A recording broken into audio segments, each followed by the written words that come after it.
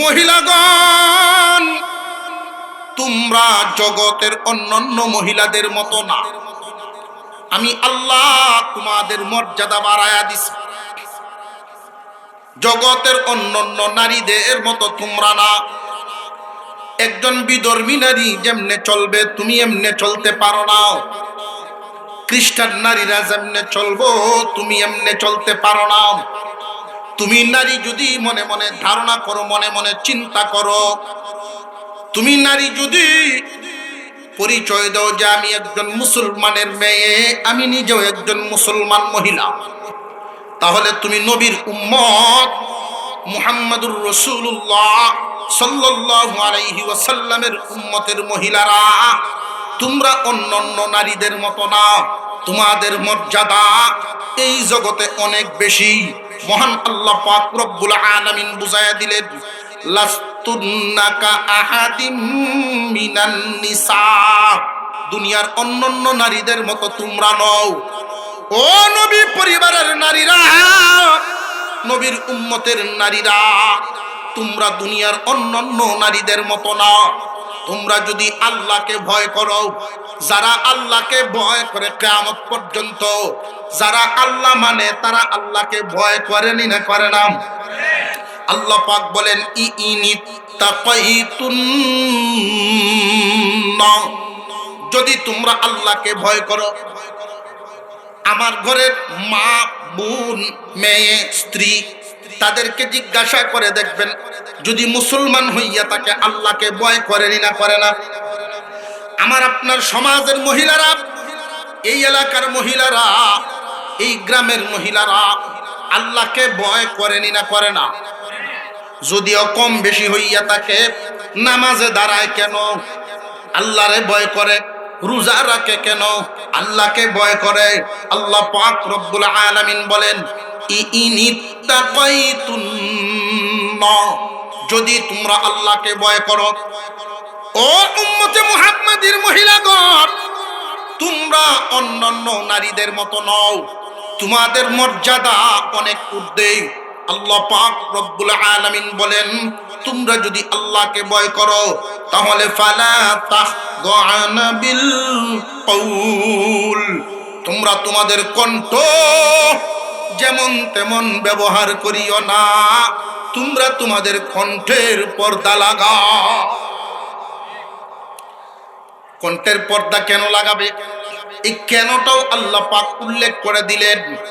ফায়াতমাআল্লাযী fee কলবিহি Marad, fee কলবিহি মারাদুন ওয়া কুলনা কওলাম মা'রুফা। ও দুনিয়ার উম্মতে মুহাম্মাদির নারীগণ, যদি তোমরা আল্লাহকে ভয় করো তাহলে তোমরা তোমাদের কণ্ঠ মন মতো ব্যবহার করো না। মনে যেমনে চায় এমনে গলা সারিয়া ব্যবহার করতে পারবা না। কেন জানোনি? কারণ হলো মানুষের অন্তরে রোগ আছে। মানুষের অন্তরে রোগ আছে। এই রোগের কারণে তোমরা তোমাদের কণ্ঠকে নির্দিষ্ট একটা সীমারেখার ভিতরে ব্যবহার করবা। ওয়া কুলনা কওলাম মা'রুফা, তোমরা তোমাদের কণ্ঠকে নির্দিষ্ট সীমারেখার মাধ্যমে ব্যবহার করবা। মহিলা মা বোনরা, যদি কেউ উল্টাপাল্টা গুনাহগারের চালচলন হয়, আপনি যেন দায়ুসের কাতারে না যান, আপনি আপনার দায়িত্ব পালন করবেন। হুজুর আকরাম সাল্লাল্লাহু আলাইহি ওয়াসাল্লাম হাদিসের মধ্যে বর্ণনা করেন, তামাম দুনিয়ার যত ফায়দাদার বস্তু আছে, জমিন তোমাদেরকে ফায়দা দেয়, পুকুর তোমাদেরকে ফায়দা দেয়, গাছগাছালি তোমাদেরকে ফায়দা দেয়, আল্লাহর এই সৃষ্টি জগতে যত মাখলুকাত তোমাদেরকে ফায়দা দেয়।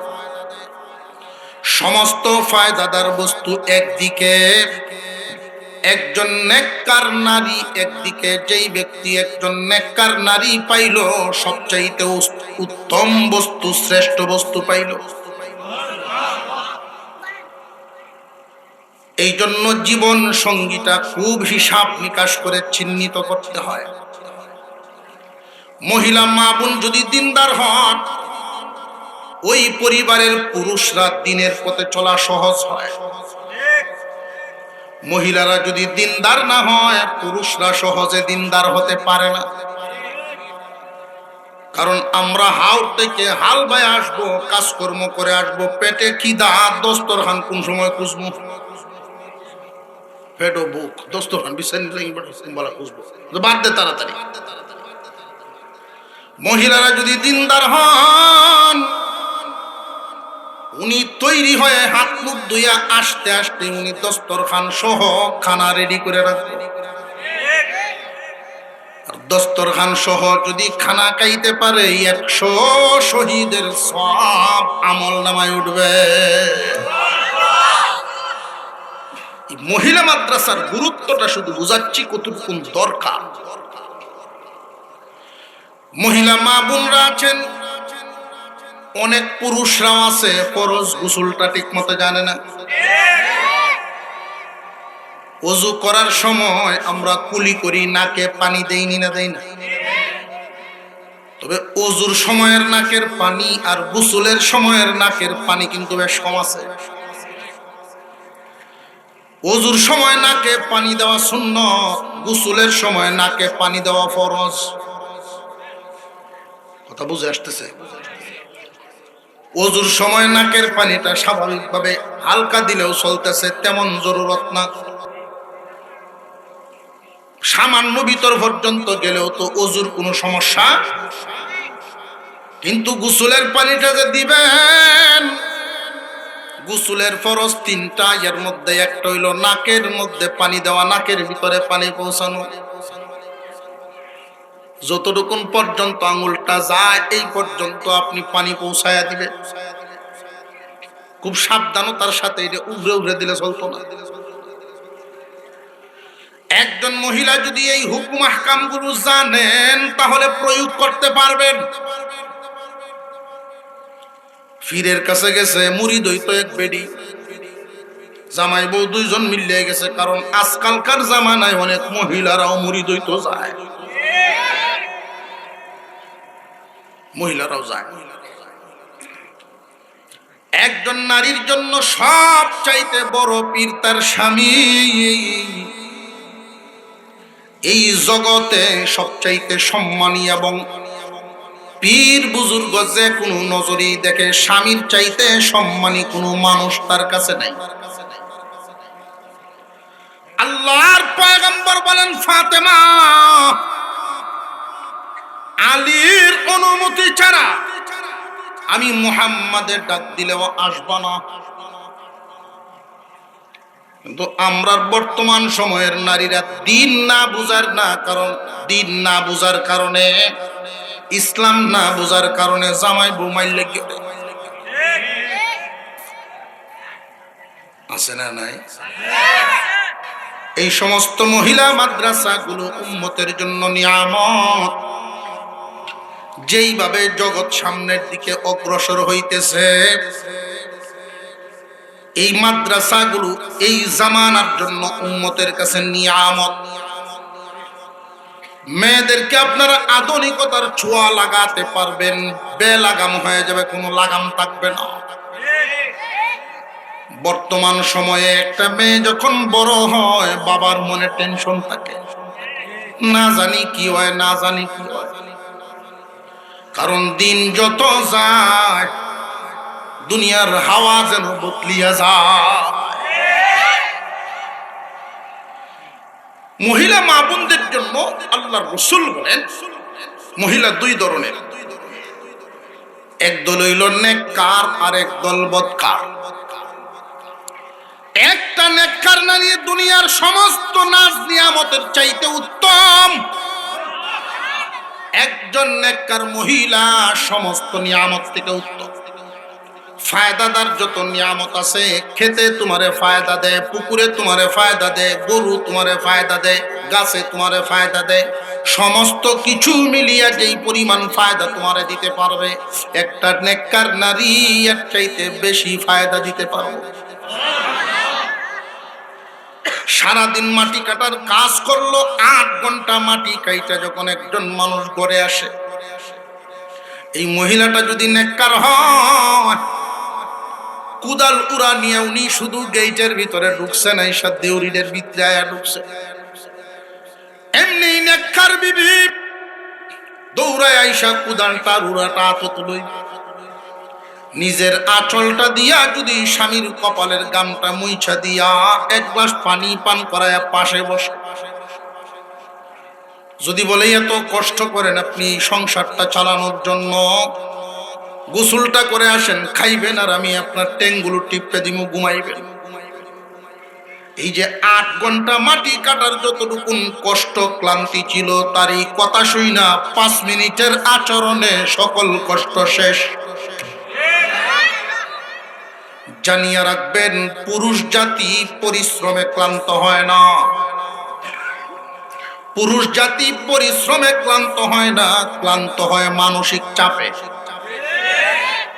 পরিবারে যদি চাপ দেয়, পেরেশান করে রাখে, বাহির থেকেও কষ্ট করে আসলো, গরম আইলে শান্তি নাই, এই মানুষটা চলতে চলতে ক্লান্ত হয়ে যায়।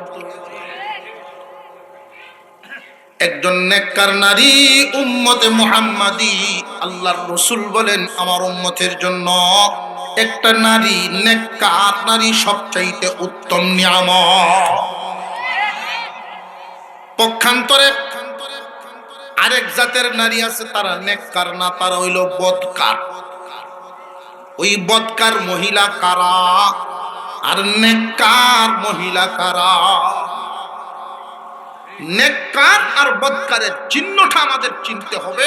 এরপরে নিজের ছেলেকেই বিয়ে করা, নিজের নাতিকেই বিয়ে করা, ছোট ভাইরেই বিয়ে করা, অথবা কোনো যুবক নিজেই বিয়ে করো, সিদ্ধান্ত নিবা। জীবন অনেক লম্বা সময় রে ভাই, এই লম্বা সফর দুইজন একসাথে মিলে জীবনটা যে কাটাইবা, কেমন মানুষটা লইয়া জীবন কাটাইবা, তুমি এখন থেকে সিদ্ধান্ত নিতে হবে। শুধু জিলমিল জিলমিল দেখিয়া বাজারও গিয়ে মাথা ঘুরাইয়া রাস্তার বউ পছন্দ করে মাথাটা নষ্ট হইব, জীবন নষ্ট হইব। এই তোরা কিতা বুঝোস? ঠিক কইছি কে মানুষ যে বেড়েন ঠিক কোনের কথা হেরা পায় না তোরা। আল্লাহ কবুল করেন, বলো না আমিন। বুঝে অনেক ফুলাবান আছে, বয়স 10, 20-এর সমান বুঝে। প্রত্যেকটা মহিলা হয়তো কারো মা, না হয় কারো বোন, না হয় কারো বিবি, না হয় কারো মেয়ে। আল্লাহ পাক রব্বুল আলামিন পুরুষের উপরেও ফরজ করেছেন, নারীর উপরেও ফরজ করেছেন পর্দা। পর্দাটা পুরুষের জন্য ফরজ, নারীর জন্য ফরজ। তবে সময় সীমা, সীমারেখা দুই দলের জন্য ভিন্ন। একজন নারী, তার পর্দা হবে মাথা থেকে পায়ের পাতা পর্যন্ত, সমস্ত শরীর ঢাকিয়া রাখা ফরজ।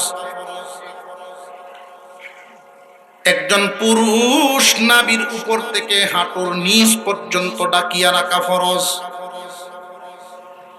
কোনো সময়ে উদাম করা যাবে না।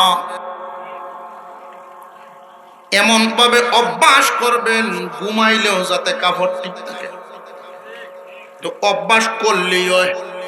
আর এমন ভাবলি কেউ আছে ঘুমত উঠতে লুঙ্গি হয় না, এমন ভাবলি আছে। এটা হলো অভ্যাসের ব্যাপার। অভ্যাস এমন ভাবে করবেন, কারণ ঘুমে যদি মরণ হয়, হইতে পারেনি না পারে না। তোমার অবস্থাটা যেন সুন্দর থাকে, নাভির উপর থেকে হাঁটুর নিচ পর্যন্ত ঢাকিয়া রাখা হামেশাই ফরজ। কিন্তু এই ফরজ ভঙ্গ করে এমন পাবলিক আছে না নাই? কেতলামলেই লিঙ্গি মারে। যতক্ষণ পর্যন্ত একজন মানুষ হাঁটু উদাম করে রাখবে, তার উপরে লানতের বৃষ্টি বর্ষণ হইতে থাকে। লানত, ফেরেশতাদের লানত, আল্লাহর লানত বৃষ্টির মতোই পড়তে থাকে। যতক্ষণ পর্যন্ত হাঁটু উদাম করে রাখবে, সতর খুলিয়া রাখলো, পুরুষদের জন্য শুধু দেহের পর্দা, কিন্তু মহিলাদের জন্য পর্দা দুই ধরনের, একটা হইল দেহের আর একটা হইল কণ্ঠের। পুরুষের জন্য কণ্ঠের কোনো পর্দা নাই, কণ্ঠ ব্যবহার কোন সুরে মানুষের সাথে কথা বলবে এটার কোনো বিধান না। পুরুষদের জন্য শুধু দেহের পর্দা। নারীদের জন্য আল্লাহ পাক দেহের পর্দাও দিয়েছেন, পাশাপাশি কণ্ঠের পর্দাও দিছে। আয়াতের শুরুতেই আল্লাহ বলেন, ইয়া নিসা আন-নবী লাস্তুন্না কাআহাদিম মিনান নিসা ইনিত্তাকাইতুন্না ফালা তাখদুনা বিল কওল فلا تخضعن بالقول فيطمع الذي في قلبه مرض وقلن قولا معروفا। আল্লাহ পাক রব্বুল আলামিন বলেন, ইয়া নিসা আন-নবী, ও নবী পরিবারের মহিলাগণ, উম্মতে মুহাম্মাদির নারীরা, উম্মতে মুহাম্মাদির নারীরা উল্লেখ করেছেন, ইয়া নিসা আন-নবী, নবী পরিবারের মহিলাগণ, নবীর বিবিগণ, নবীর মেয়েগণ। এইখানে প্রশ্ন হলো, উম্মতে মুহাম্মাদির সমস্ত নারীকে না আইনা শুধু নবী পরিবারের মেয়েদেরকে উল্লেখ করে আল্লাহ ডাকটা কেন দিলেন? বিধানটা বর্ণনা করার আগে ইয়া নিসা আন-নবী, হে নবী পরিবারের মহিলাগণ, নবী পরিবারের মহিলাগণ, এই কথাটা বললেন সমস্ত নারীকে উল্লেখ না করে শুধু নবী পরিবার বললেন কেন? উম্মতে মুহাম্মাদের কাছে আমাদের অন্তরে নবীর মর্যাদার সমান অন্য কোন মানুষের মর্যাদা আছে নাকি? আরো জোরে কোন। দুনিয়ার জমিনে এমপির পরিবার হতে পারে, মন্ত্রীর পরিবার হতে পারে, পীর আউলিয়ার পরিবার হতে পারে, সাহাবীদের পরিবার হতে পারে, নবীর পরিবারের চাইতে সম্মানী কোন পরিবার আছে নাকি? আরো জোরে কর।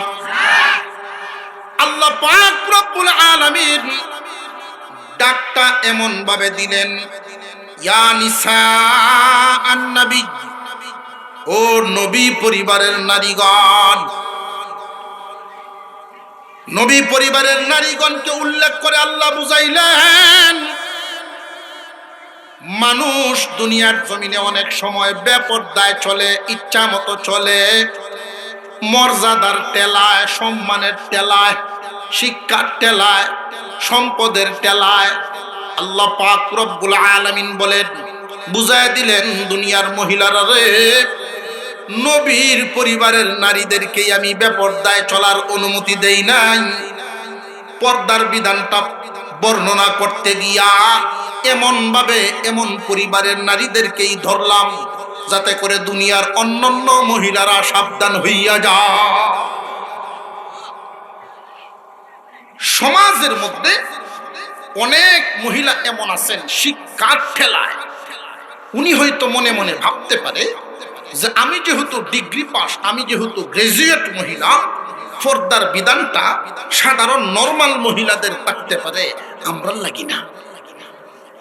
উনি শিক্ষার ঠেলায় এটা ভাবতে পারে যে আমি অমুক বংশের নারী, এই বংশের নারীদের জন্য পর্দা বিধান না, এটা সাধারণ মানুষরা করতে থাকুক, গরিব গুড়া বাজার আছে তারা করতে থাকুক, আমরা এই সম্মানী পরিবার, বা আমি ভাইস চেয়ারম্যান বেটি, আমি চেয়ারম্যান মহিলা, আমি এমপি মহিলা, আমার জন্য এই পর্দার বিধান না। আল্লাহ পাক এই জন্য বুঝাইয়া দিলেন, তোমরা সম্মানের গরিমা যতই দেখাও, মর্যাদার গরিমা যতই দেখাও, শিক্ষার গরিমা যতই দেখাও, আমার নবী পরিবারের চাইতে কোন নারীর ইজ্জত দুনিয়ার জমিনে বেশি না। আল্লাহ পাক এই জন্য নবী পরিবারের মহিলাদেরকে উল্লেখ করে বলেন, অন্যান্য মহিলারা কান খাড়া করে শুনে নাও, আমি আল্লাহর বিধান। ইয়া নিসা আন-নবী, ও নবী পরিবারের নারীগণ। এখানে কি শুধু নবী পরিবার বলতে নবীর বিবিগণ বুঝাইছেন না? কিয়ামত পর্যন্ত উম্মতে মুহাম্মাদির নারীগণ, কিয়ামত পর্যন্ত উম্মতে মুহাম্মাদির মুসলমান নারীগণ। এই কথাটা বলি আল্লাহ বলেন, কা আহাদিম মিনান নিসা লাস্তুন্না কা আহাদিম মিনান নিসা।